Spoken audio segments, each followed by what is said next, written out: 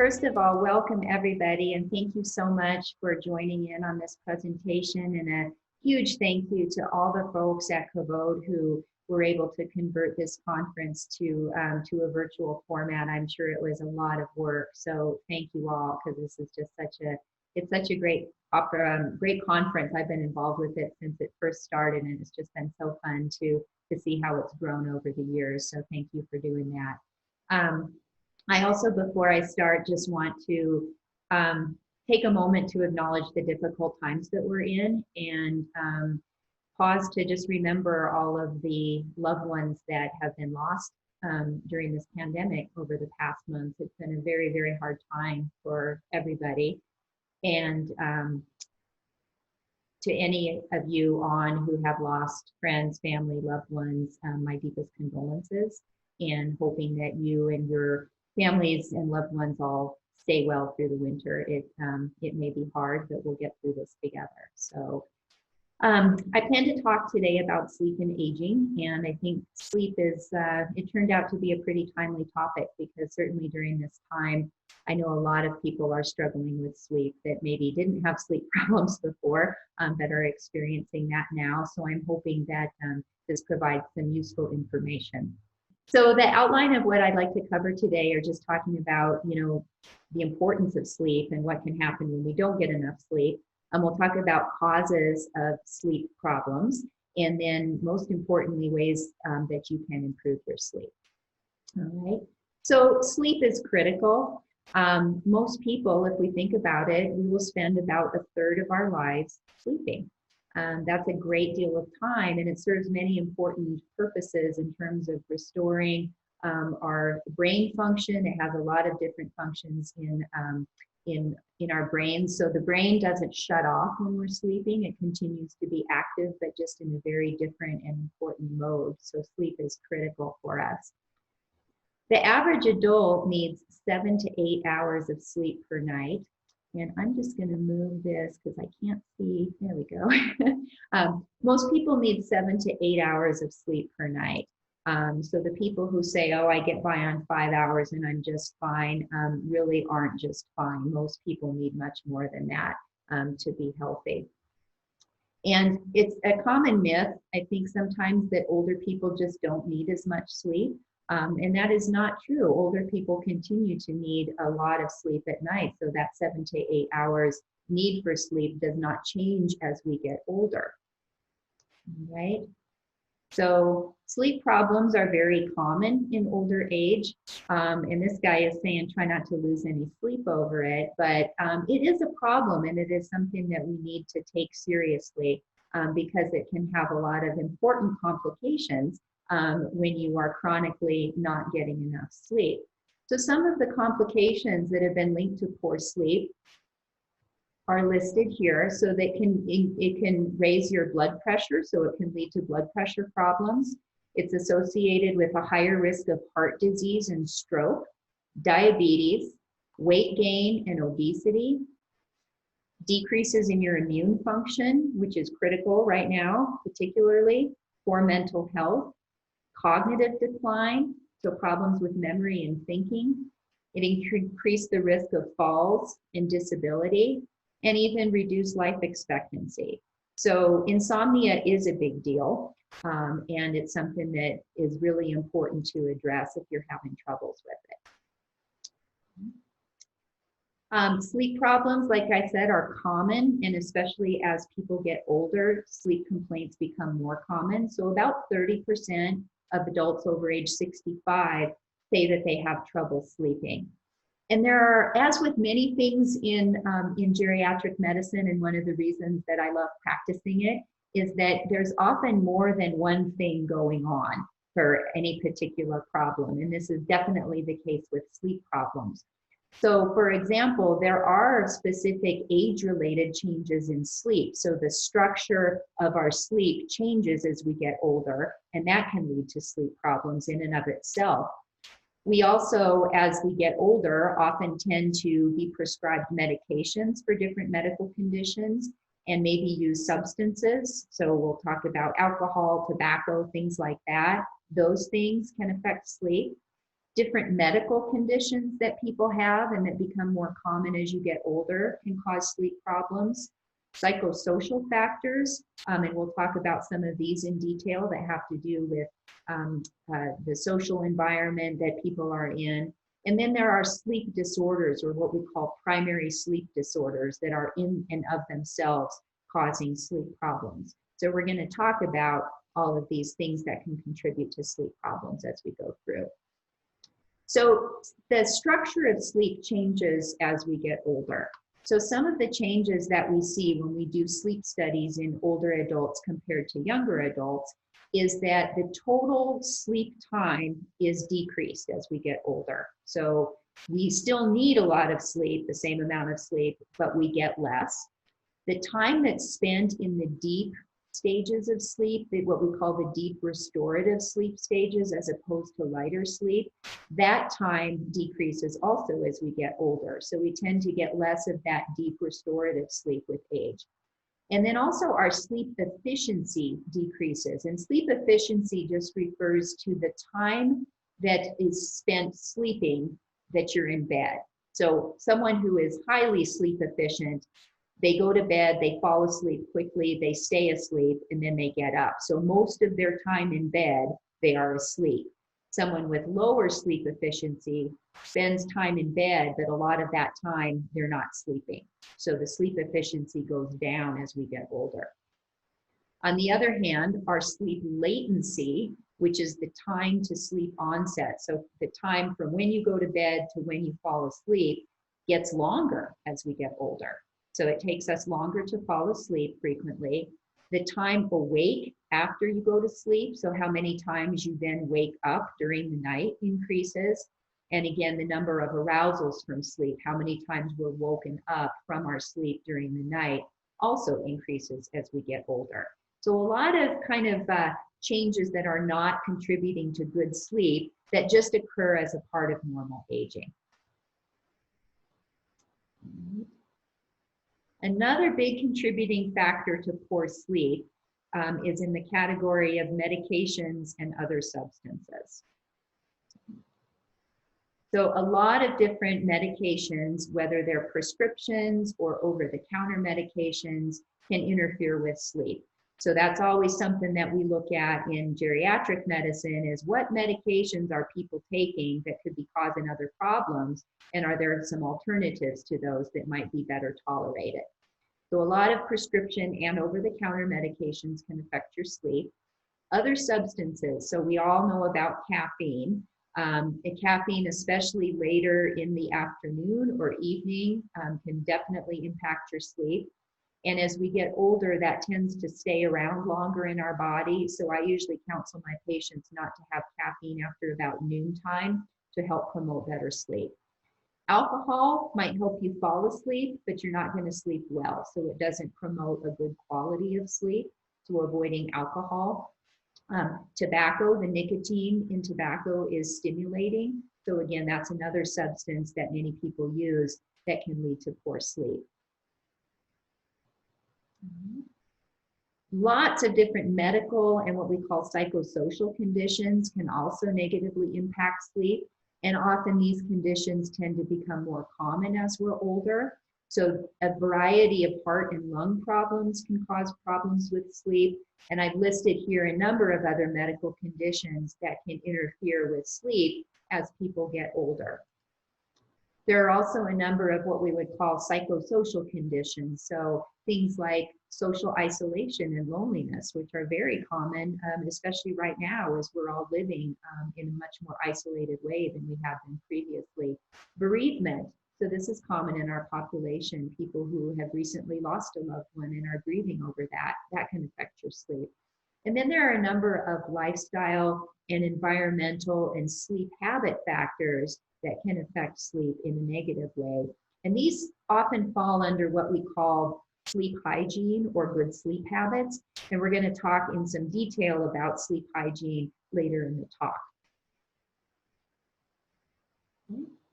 And then the other category of things that can contribute to sleep problems in older folks are what we call primary sleep disorders. So these are diseases that cause poor sleep and not from some other cause, but are in and of themselves a sleep disorder. And the two that I want to mention here, which are the most common, are sleep apnea and restless leg syndrome.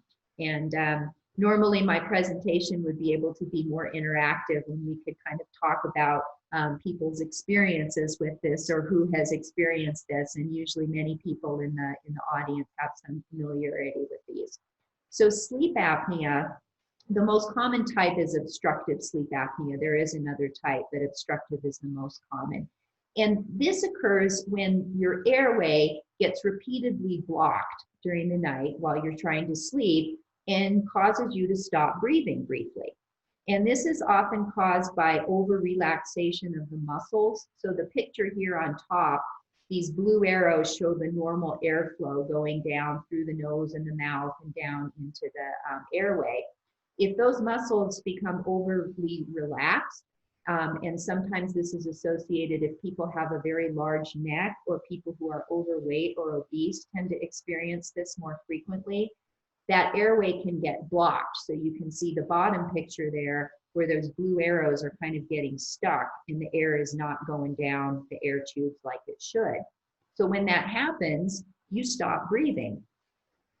And your brain, when you stop breathing during sleep, senses that it's not getting oxygen because you're not breathing, and it will wake you up from sleep. And sometimes this wakes you up completely, but frequently it doesn't wake you up to the point where you notice. It's what we call a micro arousal. So you're taken out of your sleep state and you're technically awake, although you may not realize that you've actually woken up. So you have a lot of these micro arousals during the night, with the consequence that you're getting really poor sleep and lack of oxygen to your brain throughout the night. Some common symptoms of obstructive sleep apnea. So loud snoring can be a symptom of this disease. If you're excessively tired during the daytime, if you just can't function, can't stay awake, doze off really easily, that may be a symptom that you're not sleeping well at night because of a sleep disorder. If you have a bed partner who notices that you stop breathing during the night, that's often a good clue that you might have sleep apnea. Someone observes you stop breathing and then start again with a gasp. Or if they notice or you notice that you're awakening from sleep, gasping or choking, trying to get air, that's another symptom of obstructive sleep apnea. And this has some serious complications if it's not treated. So in addition to just feeling very sleepy or fatigued during the daytime because you're not sleeping well at night, it can cause mood changes. So people can become irritable due to lack of sleep. They can have difficulty concentrating. It can lead to more serious problems of memory and thinking and has been linked to a higher risk of developing cognitive impairment and dementia. And it also is associated with high blood pressure, heart problems, and stroke. So there's some really serious complications to untreated sleep apnea. Fortunately, there are good treatments for it. There are some lifestyle changes that your doctor might talk to you about making, and those might include losing weight, for example.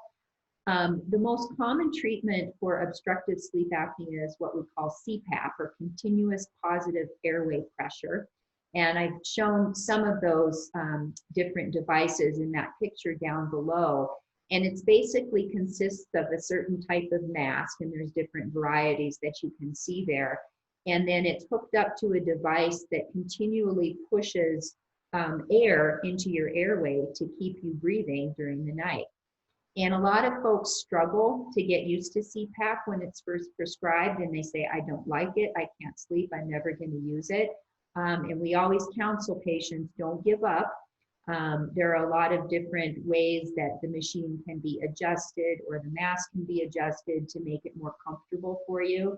And it can really make a huge difference in the quality of your sleep and help prevent some of those serious complications of sleep apnea.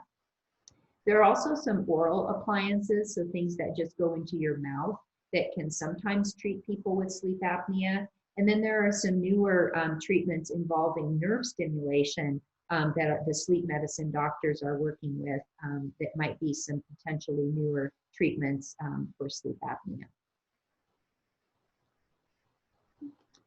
Another really common primary sleep disorder that becomes more common as we get older is restless legs or restless leg syndrome. And this is characterized by this uncontrollable urge to move your legs. So it's usually not described as pain, but people will describe it as maybe a creepy crawly sensation or a deep itch or a pull or just an urge to move the legs. You cannot keep them still and it's very uncomfortable. It's usually worse in the evening hours or at bedtime. It starts after you've been at rest for a period. So if you sit down in the evening to relax, that's often when it will start, or when you get into bed at night, and then it starts after you've been at rest. And it's relieved with movement. So people often find that they have to get up and walk and move around, and that relieves the symptoms. There are a number of treatments that can help with restless legs. So simple things like baths or massages to help relax those muscles a little bit. Applying warm or cool packs to the leg muscles can sometimes help. Some exercise every day, but not too close to bedtime. Avoiding caffeine, as caffeine can make it work, and then, or make it worse rather. And then establishing good sleep habits or sleep hygiene, which again, we're going to talk about a little later on in the talk. Sometimes medications are used to treat restless legs. So if you've tried all of these things and people are still having problems with symptoms, we sometimes use medications to treat these as well. Okay. So let's go on to kind of the bulk of the talk and the most important part, which is like, how can you improve your sleep if you're having trouble? So when I showed you that slide earlier that showed all of the different factors that can contribute to poor sleep, you may have noticed that a lot of them can be treated. They can either be treated or improved to help with your sleep. So if we go back to here, we can't really change the age-related changes in sleep, but we can do something about medications or substances that are contributing to poor sleep, to medical conditions, and addressing some of the psychosocial factors that might be contributing to sleep problems, and also treating sleep disorders if those exist, like sleep apnea or restless leg syndrome. So a lot of options for treating or improving some of the things that might be causing someone to have poor sleep. So all of those are things that can potentially be made better. Okay. And really the cornerstone of improving sleep comes down to this sleep hygiene, which I've mentioned a couple times now. And really, if you think about what is hygiene, if we think of oral hygiene, right, that's brushing your teeth and flossing and maybe going to the dentist a couple times a year to get your teeth cleaned and taking good care of them. Sleep hygiene is very similar, and it just refers to developing good sleep habits that promote better sleep throughout your lifetime, but particularly as we get older. So I pulled out, and I do have a handout that if we were live, I would have provided to everybody, but I'm gonna go ahead and I will email the full copy to Gabriel after the talk so that he can send it to folks if you're interested in having this. But I pulled off some of the key sleep hygiene tips to help improve sleep, okay? So one of the most important things is staying regular. So keeping a regular bedtime and waking time, even on the weekends. So resisting that urge to sleep 3 hours later on the weekend when you usually get up early on the weekdays is going to be helpful. So as consistent as you can be with the time you go to bed and the time you wake up every day, train your mind and train your body to get in a pattern and to sleep well. So regularity is first. Second, sleep when you're sleepy. So don't go to bed if you're not tired, all right? And it sounds silly, but I've got people who say, who are having sleep problems, and I say, when do you go to bed? And they say 7 o'clock, and I said, are you tired? They say, no, that's just when I go to bed. So you wanna go to bed when you're actually sleepy. So that's another key point.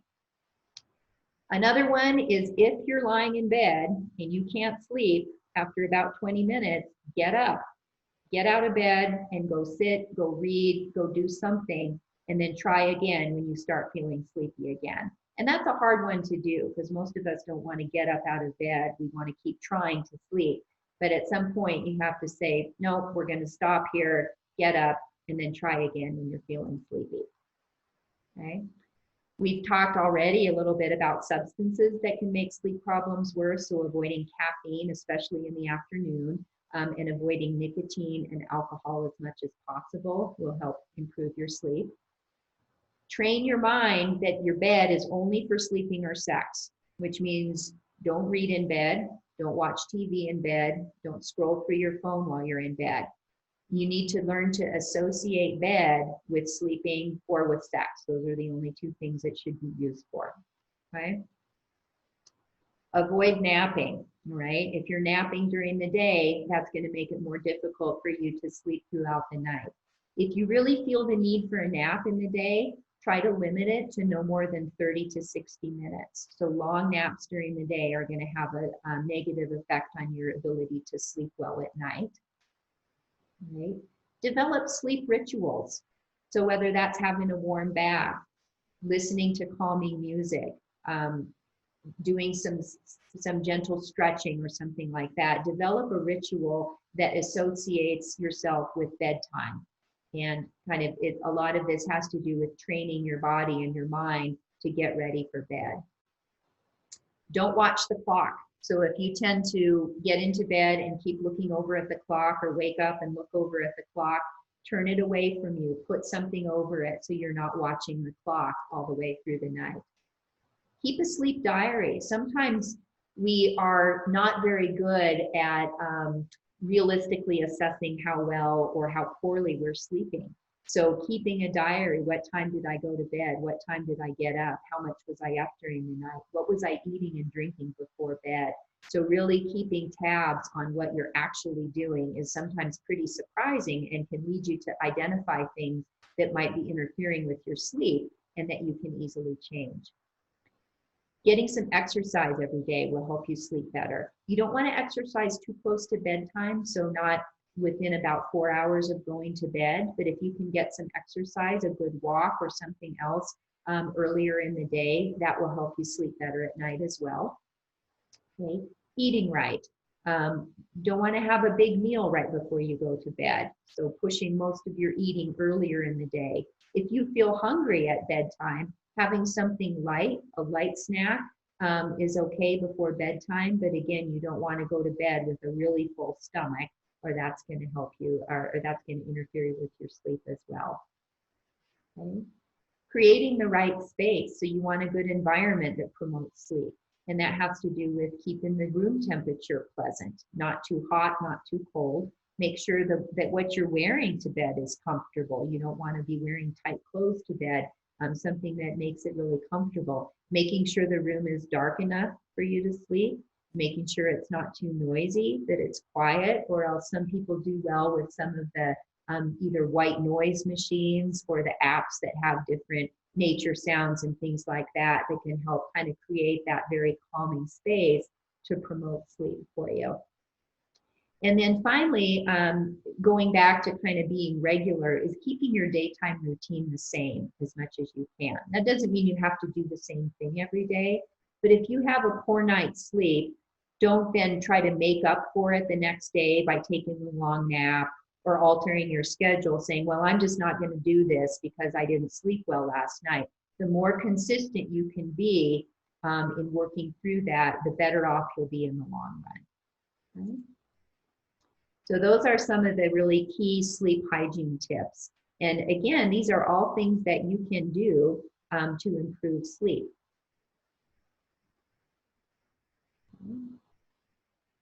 So there may be some eye rolling that I can't see, but some people might be saying, well, can't I just take a sleeping pill? Wouldn't that be easier than doing all of these sleep tips? And my answer is no and no. So prescription sleep medicines are really, really bad, to be honest with you. They are unsafe long-term treatments, especially in older adults. They're not really good for anybody, but especially in older adults. They have a lot of potential side effects. So sleeping pills, prescription sleep medicines, and these are often medicines like So there are kind of two classes of prescription sleep medicines. There are what we call the benzodiazepines, and those are medicines such as lorazepam, which is Ativan, alprazolam, which is Xanax, diazepam, which is Valium, Restoril, which is temazepam. So all of those benzodiazepines are sometimes used for sleep medications. And then the other class of prescription sleep medications are called the Z drugs. And these are Ambien is one of those, Sonata, Lunesta, those are all Z drugs. And all of these are associated with an increased risk of memory problems and dementia, increased risk of falls and fractures, car crashes, and of course, daytime sleepiness. A lot of them will cause this kind of hangover effect into the next day, and people will feel groggy and sleepy into the next day. They're also highly addictive. Once you start taking these consistently, it's very, very hard to come off of these. So we really try to avoid starting them in the first place. They also, if you're taking a sleeping pill, it's going to interfere with your ability to develop all of the good sleep habits that we talked about previously. So all of those things that we talked about, developing good sleep hygiene tips, taking a sleeping pill is going to interfere with that. So we really want to avoid sleeping pills as much as possible. What about over-the-counter sleep aids?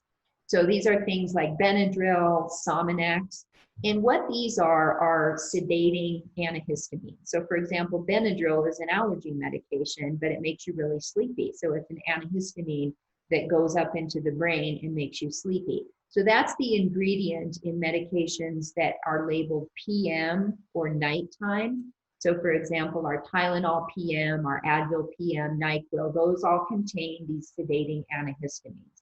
And those are a real problem in older adults. The side effects can include confusion and memory problems, difficulty urinating, dry mouth, constipation, so a whole host of unpleasant side effects that can be potentially dangerous, especially in older adults. So we say really, really stay away from anything called PM or nighttime. Okay, what about melatonin? So melatonin is available over the counter.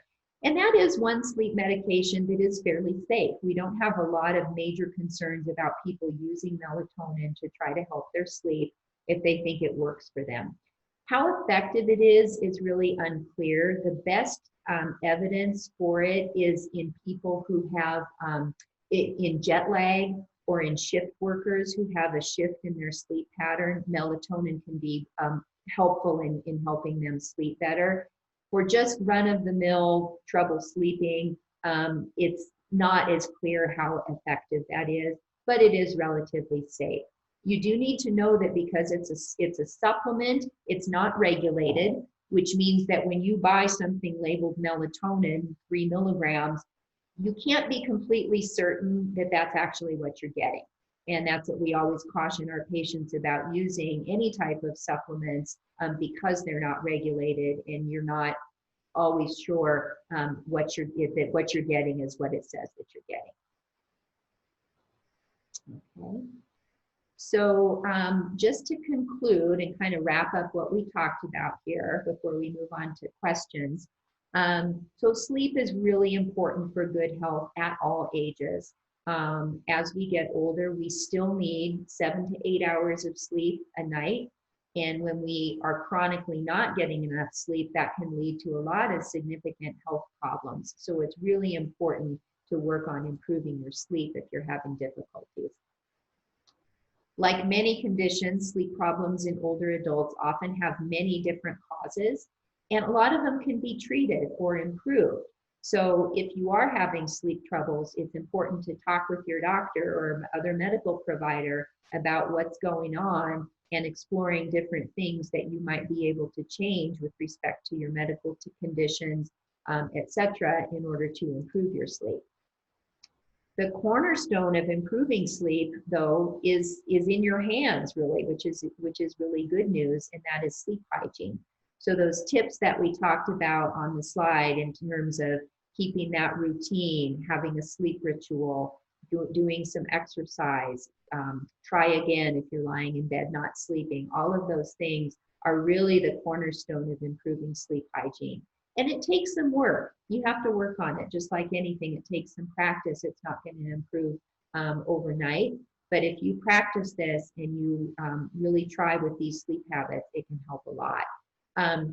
Some places offer specific sleep therapy. So there are, therapists who work with you on developing these good sleep habits, and that can be really helpful if you have access to something like that. But even if you don't, common sleep hygiene tips are widely available, and we really, really encourage our patients to practice those. And then finally, I want to leave you with sleep medications really should be avoided. Pretty much the only role for a prescription sleep medicine is for a very short term to treat some acute problem associated with insomnia, whether it's a specific event and someone is having trouble sleeping and needs some assistance for a few days. But certainly long-term use of these is not recommended. They have a lot of very adverse side effects that we want to avoid, especially in our older adults. So sleeping pills, sleeping medications are not the answer to improving your sleep and really should be avoided. If you are taking these, you want to not stop cold turkey, okay? These usually need to be tapered, and sometimes the taper takes a really long time because, as we talked about, these medications are highly addictive.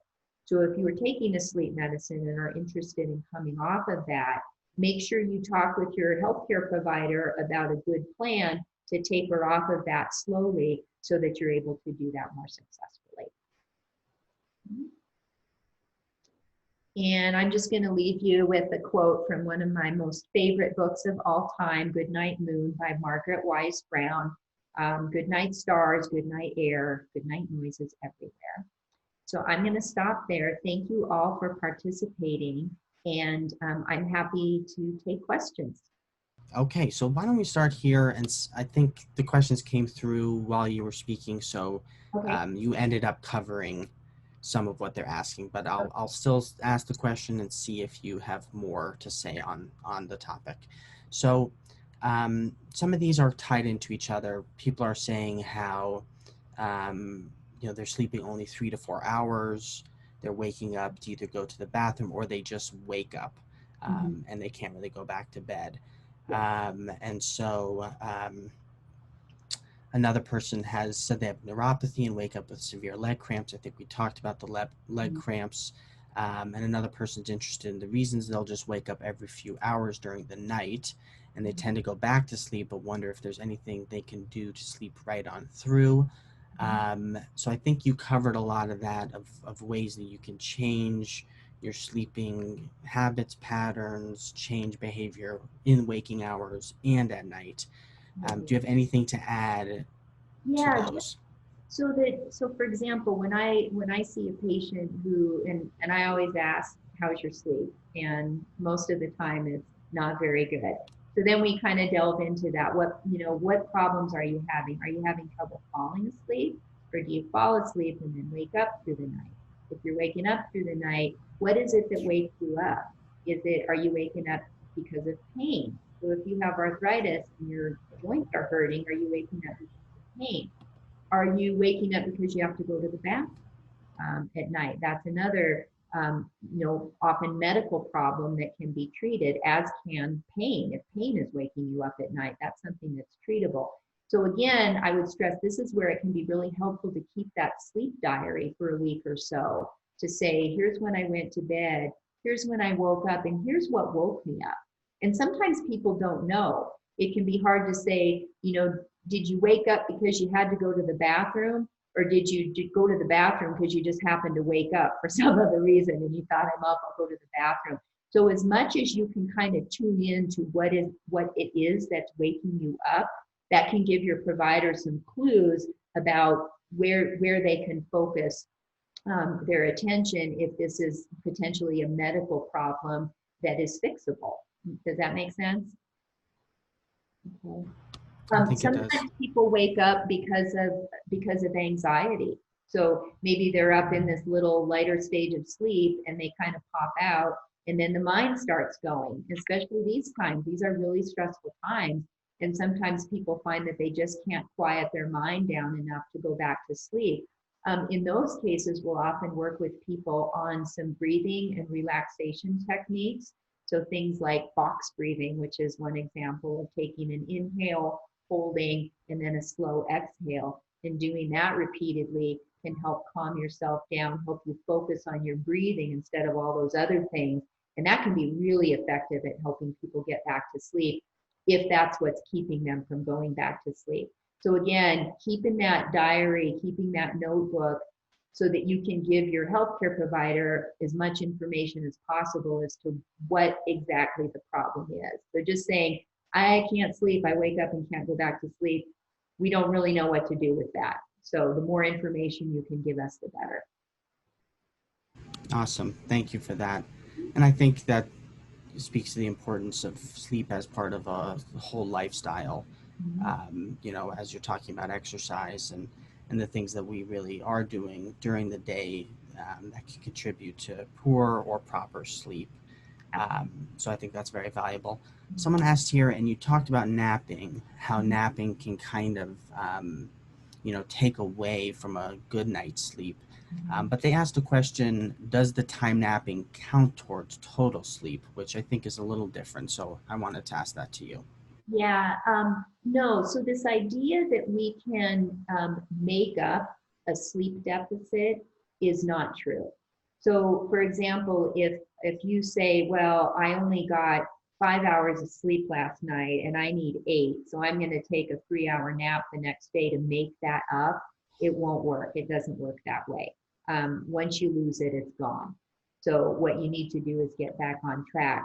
So that's why we say, even if you did have a poor night's sleep, try to avoid that urge to nap the following day or to change your routine to try to make up for the sleep that you lost, because you really can't.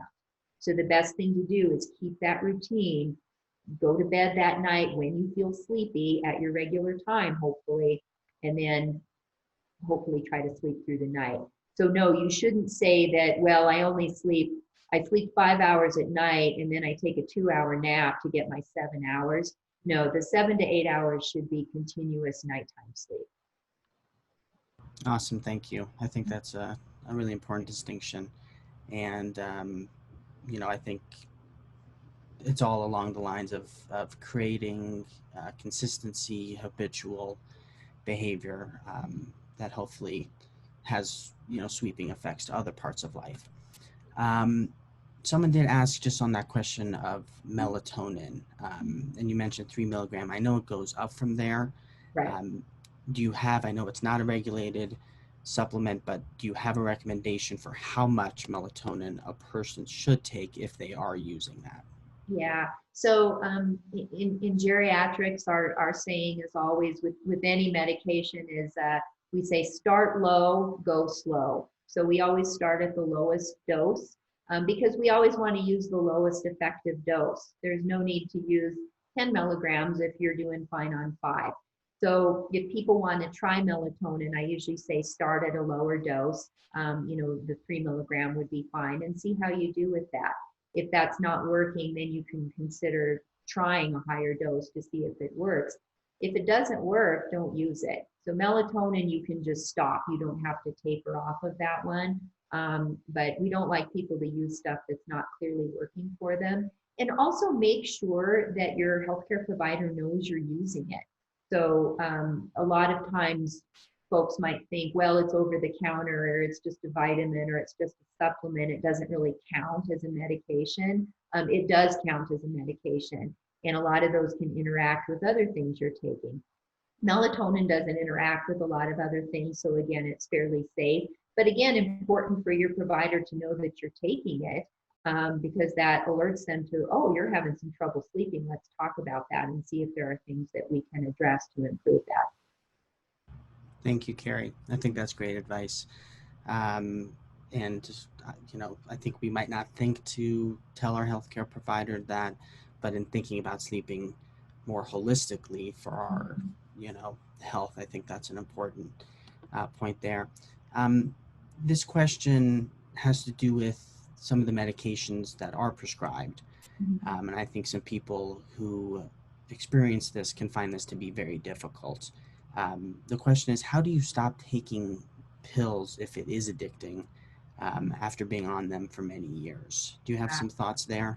Yeah. So, for example, in our clinic, we have some pharmacists some geriatric pharmacists who really specialize in medications in older adults, and they will work. We can refer our patients to those pharmacists, and they will work very closely with that patient to develop a very slow plan to taper off this medication. So they might start by just decreasing the dose by a tiny fraction for weeks or for a month to get you used to that lower dose, and then go down a little bit more. So this process can take months. It can take a very long time, and it requires a lot of patience. And it also requires patients to kind of hang in there with it if it's a little difficult.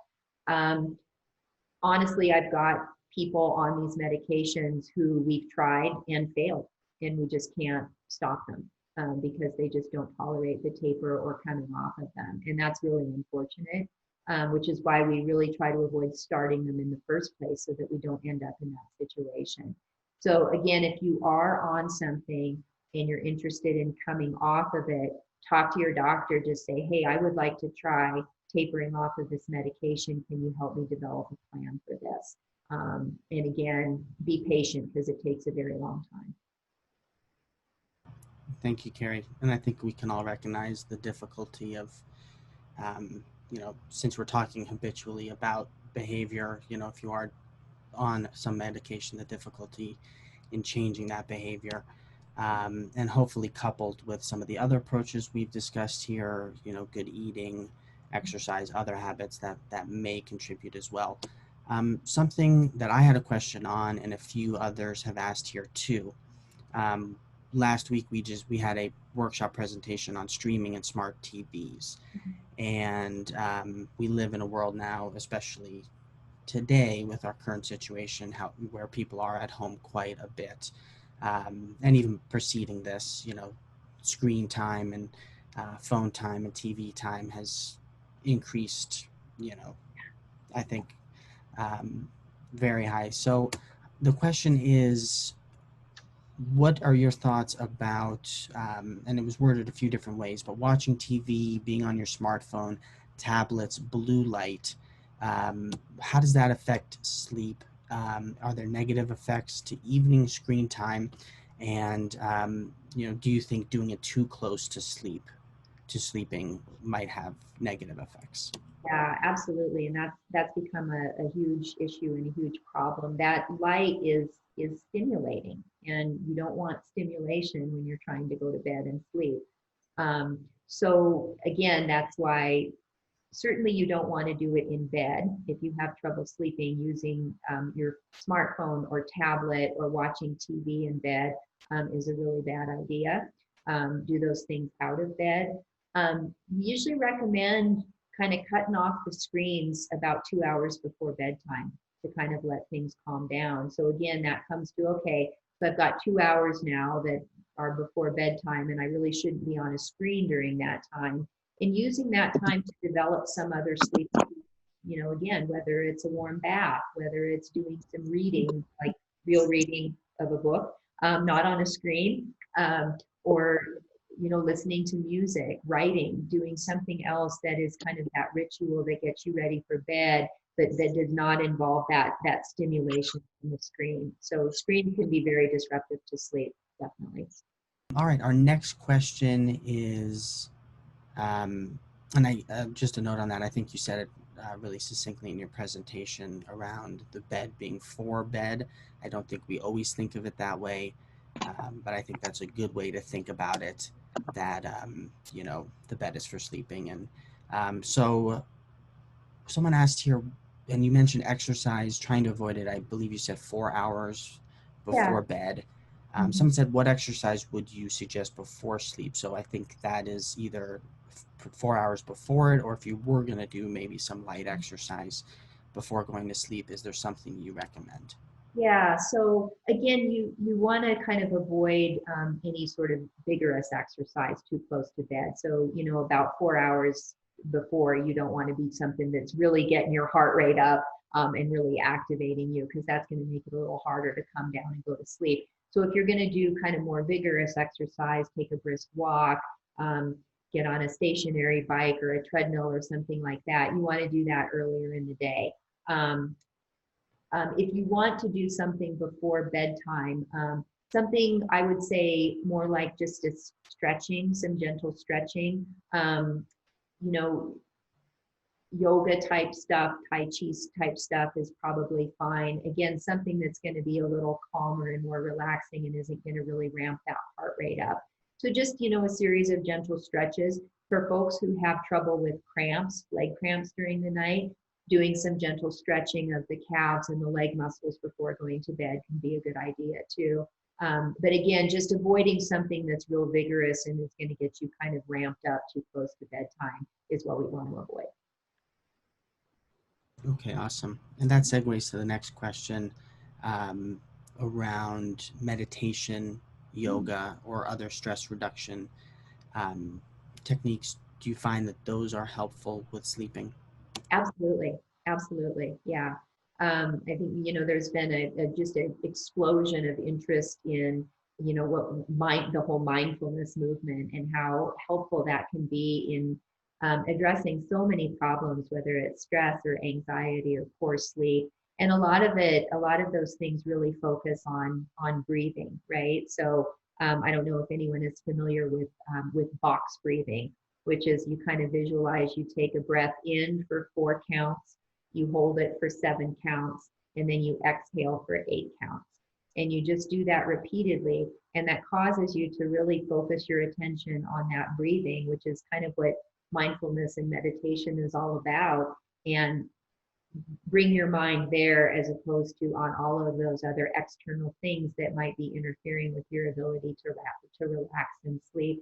So one of the psychologist that works with patients in our clinic does a lot of work with patients who are having difficulty sleeping.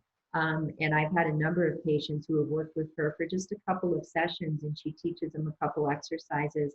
And it's been really helpful for those. I wake up during the night and I just can't get back to sleep because my mind is everywhere. So yeah, absolutely. Meditation and kind of those quiet, mindful practices are really helpful. Someone asked that they've read that magnesium glycinate helps with falling asleep. Do you know if that's true?